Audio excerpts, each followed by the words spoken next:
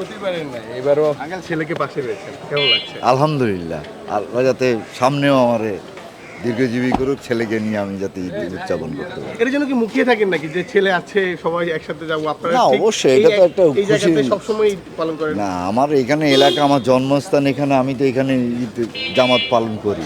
তা আল্লাহ যতদিন বেঁচে রাখে ততদিন ইনশাল্লাহ এখানে ঈদ উদযাপন করি। শুধু আপনি আপনি আপনার ছেলেকে নিয়ে আসতেন, এখন তাসকিন ভাই ছেলেকে নিয়ে আসে, এই যে জেনারেশন বাই জেনারেশন জিনিসটা। আলহামদুলিল্লাহ, এটাই তো শিক্ষণীয়।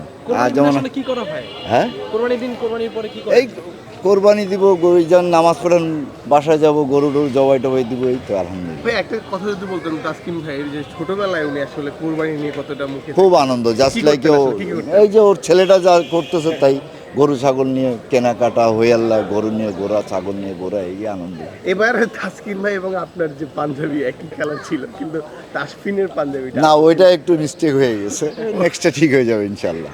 ঠিক আছে, ঈদ মোবারক।